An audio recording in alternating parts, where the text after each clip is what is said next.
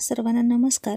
Contract to marriage अभय दीक्षा या love स्टोरीचे 22 episode यापूर्वीच upload केलेले आहेत. कृपया ते सर्व एपिसोड ऐकण्यासाठी आपल्या चॅनलला सबस्क्राईब करा. अभयने दीक्षाला सोप्यावर झोपवलं आणि तो तिच्यावर आला. तो तिला किस करणार इतक्यात ती म्हणाली, अभय नोकर आला. आणि अभय घाबरून पळाला. दीक्षा खूप हसायला लागली. अभय बाथरूममध्ये गेला आणि ओरडला, दीक्षा टॉवेल, आता पुढे. दीक्षा नाश्ता बनवत होती. अभय ओरडत होता, टॉवेल टॉवेल, आणि ती त्याच्या आवाजाने हैराण झाली. मित्र टॉवेल बाथरूममध्ये ठेवला होता, मग तो मुद्दाम असं करतोय. मग ती तावातावाने आत गेली. अभय बाथरूममध्ये होता आणि तिने दरवाजा वाजवला आणि अभयने दरवाजा उघडला तर त्याला नुसता टॉवेल दिसला. त्याने खट्याळपणा करत टॉवेलसहित तिचा हात पकडला आणि बाथरूममध्ये ओढून घेतली आणि पाठीमागून तिला मिठी मारत लगेच घट्ट डोळे मिटले आणि दोघेही शॉवरच्या पाण्याखाली चिंब भिजून गेले. अभय सोड ना, अभय, मी पूर्ण भिजले रे, सोड ना रे.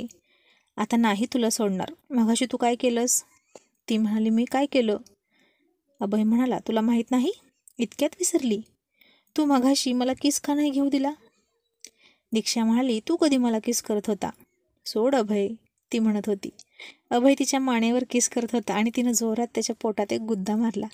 तसा तो ओरडला आणि त्याने डोळे उघडले आणि पुन्हा जोरात ओरडला, तू तू काय करतोस इथं, मूर्खा? असं म्हणून अभयने लाजून चटदिशी टॉवेल कमरेवरती गुंडाळला आणि त्या नोकराने डोळे मिटून घेतले. अभय सर, अहो, मी तुम्हाला टॉवेल द्यायला आलो होतो. तुला मागितलं होता का मी टॉवेल, बावळट? सर, मला दीक्षा मॅडमने पाठवलं होतं. ती काय करते? त्या नाश्ता बनवत आहेत.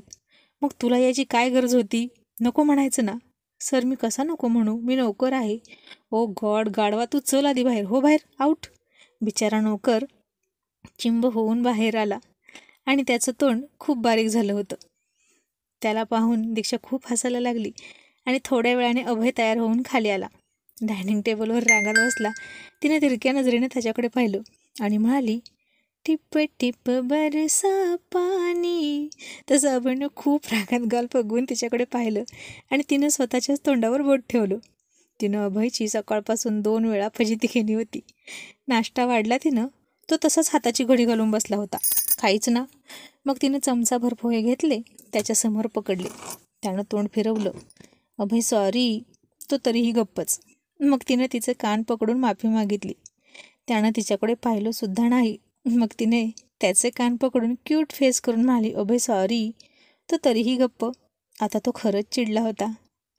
तिने त्याच्या कमरेत हात घालून गुदगुला केला. तो म्हणाला, दीक्षा गप्प बस. आणि तू का वाढलंस मला नाश्ता? तो वाढेल ना. कोण तो? ती म्हणाली. ज्याला तू टॉवेल घेऊन पाठवला होता तो. आणि ती तिचं हसू ओठांनी दाबून म्हणाली, अरे मी बिझी होते. इतकी कशात बिझी होतीस तू?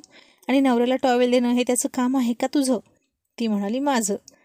पण अरे मी खरंच गडबडीत होते. तुला उशीर होतोय ना, म्हणून मी नाश्ता बनवत होते.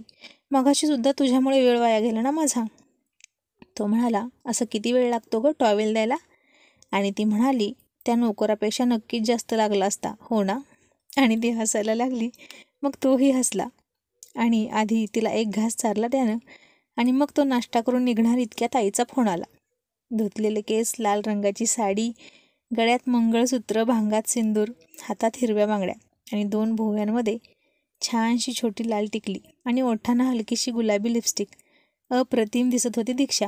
आणि आज चेहऱ्यावर एक वेगळंच तेज, वेगळीच चमक दिसत होती. चेहरा खूप खुल्ला होता आणि तिनं हसूनच फोन घेतला. तशी आई तिला पाहून म्हणाली, काय गं, आज इतकी खुश कशी काय दिसतेस? फार टवटवी आली आहे तुझ्या चेहऱ्यावर. तुझी इतकी कळी का खुलली आहे सुनबाई? खूप सुंदर दिसायला लागली आहे आज. आणि चेहरा पण बघ किती चमकतोय. काय खास बात आहे की काय? दीक्षा आणखीन लाजून म्हणाली, काही नाही आई, रोजचं तर अशी असते मी. आईची जाणकार नजर होती, ती चुकणार नाही. मग आई म्हणाली, रोजच आहे असं म्हणतेस, पण मला असं वाटतं की काहीतरी गुड न्यूज आहे की काय? काय लपवत आहे काय आमच्यापासून? दीक्षा, खरं खरं सांग. तशी दीक्षा लाजून पळाली. मग फोन अभयने घेतला आणि म्हणाला, आई, तुला काही घाई झाली आहे गं नातवंडाची? माझी बायको किती लाजते बघ. आणि आई हसली आणि म्हणाली, हो का बदमाश, तुझी बायको का? आणि कधीपासून ती तुझी बायको झाली रे? याआधी तर सारखा तुझी सून असं म्हणत असतो ना. याद राख, ती माझी सून आहे.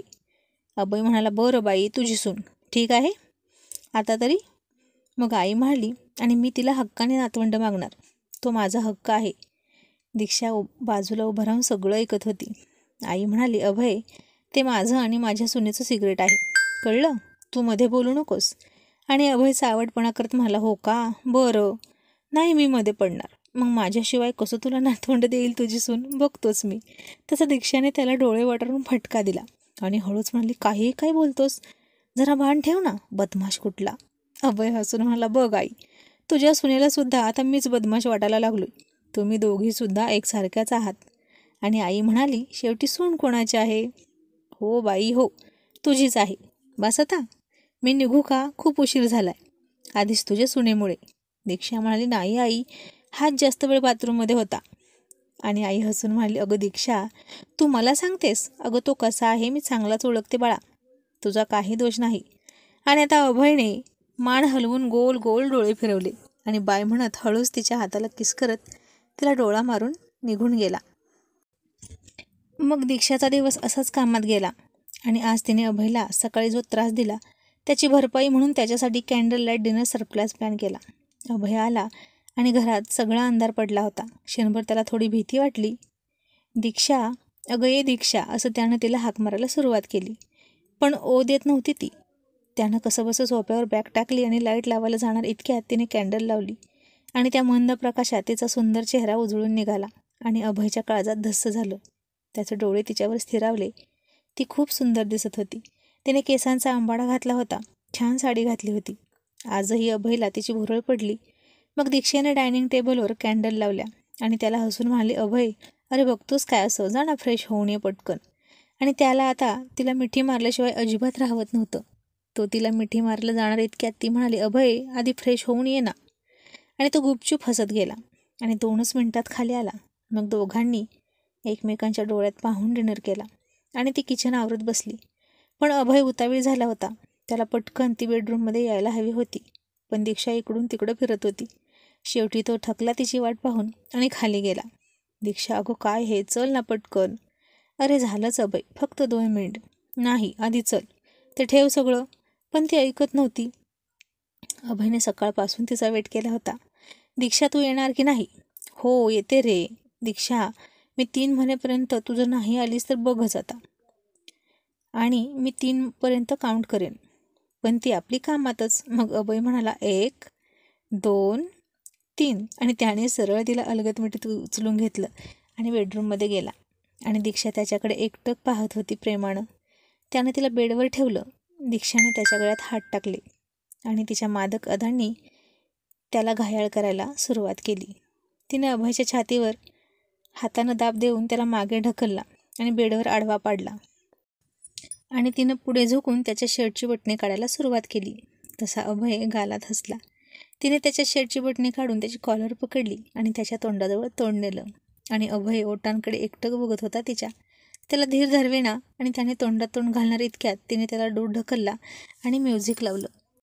जब कोई बात बिगड़ जाए, जब कोई मुश्किल पड़ जाए, तुम देना साथ मेरा ओ हमनवा. आणि त्याच्या हातात हात घालून डान्स करायला सुरुवात केली.